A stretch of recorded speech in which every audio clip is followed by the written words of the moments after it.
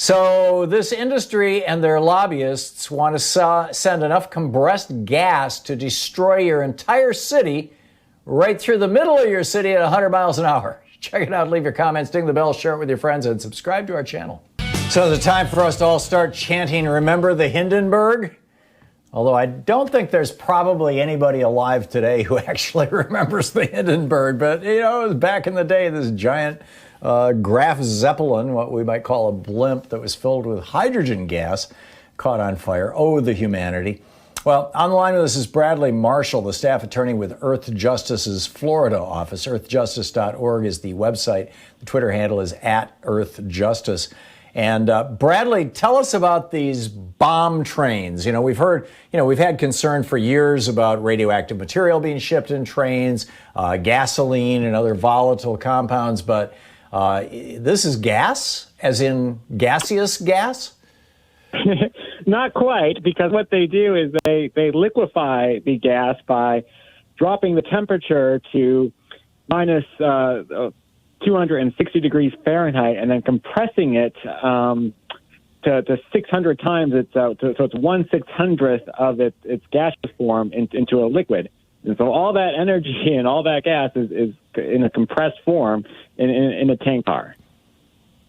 So what happens when, these tank cars are giant things and they're rolling down the tracks at 60, 70, 80, sometimes 100 miles an hour with lots and lots of vibration and going on and things. What happens if one of the seals starts to crack or an overflow or they've got to have some kind of safety valves and those things fails. What happens when that gas starts to rapidly depressurize and turn from a liquid state into a gaseous state? Well, if that happens and the pressure relief valves fail, the pressure inside will actually just explode the car, and what is known as a boiling liquid vaporization explosion, and can cause enormous damage.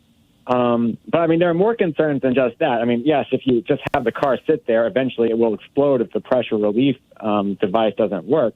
But if these cars derail or should otherwise leak, it can have catastrophic consequences if the now boiling natural gas methane is able to be ignited and explodes. We have seen, I think probably everybody at some point or other in their lives has seen a movie where, there's a gas leak in a house and, somebody lights a cigarette or, flips a light switch and boom, the house explodes. That would be an amount of gas equal to, I'm assuming if it was liquefied, probably less than a cup of liquefied natural gas would be enough to blow up a house. Am I estimating this correctly? And if so, how do we extrapolate that to a railroad car full of this stuff? You're absolutely right. A railroad car full of this stuff, if that railroad car was to leak into a stormwater or sewer system, because of the confined nature of such systems, it could be enough to one tank car could be enough to destroy an entire city if it leaked in the right place and it ignited.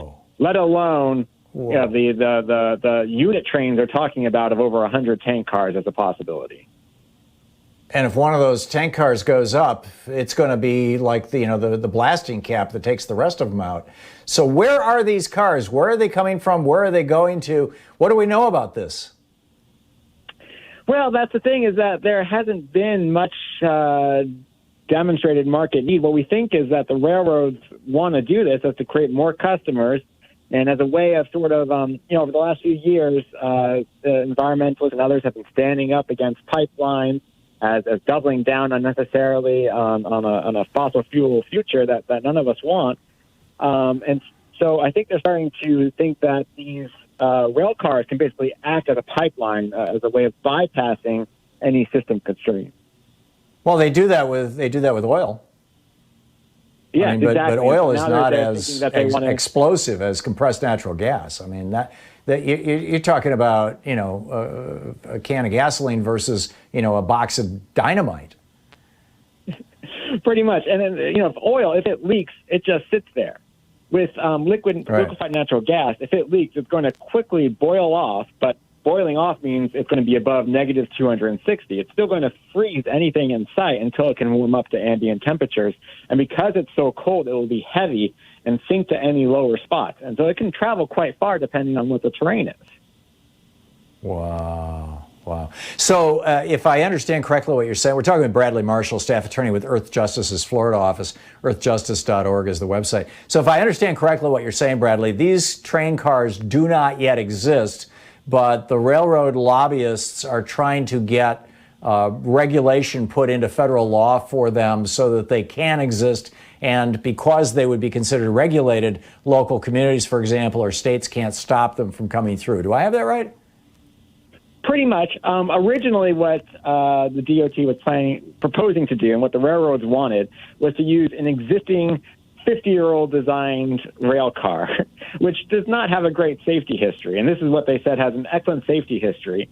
But as the National Transportation Safety Board pointed out in their comments, there's only 67 of these cars in existence, and of those, 3 of them derailed, and when they derailed, 2 of them just breached immediately, and the other had to be breached by emergency responders. So these things do not have a history of being able to maintain their content safely. And so what in the final rule, the one that we're challenging, they have required a new tank car with a slightly thicker shell. But they have provided no data, and there's no reason to think that the slightly thicker shell is going to be able to withstand any kind of high-speed impact. And its ability to withstand any kind of low impact is probably only marginally better than the existing tank cars. Amazing. And this is all being promoted by Elaine Chao's Department of Transportation. She of the, hundreds of millions of dollars of net worth out of this Taiwanese shipping company. Is this just a grift to make money? I mean, is that what's going on here? I mean, the railroads and the fossil fuel industry is always looking to make money. And so I think that's certainly their interest here. Amazing stuff. We're talking with Bradley Marshall of earthjustice.org. Are you guys launching, let me rephrase that. I realize you're launching, legal challenges against this. What about the public? Are you looking for public help on this? Certainly, I think writing your congressman, writing your senators is always good. Congress can override under the Congressional Review Act rules that come out of DOT, or just write a new law that says you shall not transport LNG by rail. Mm-hmm. There's already been we've been hearing things out of the House that they want to take some kind of action, but it's certainly an uphill battle, and I wouldn't have much hope with our current Senate.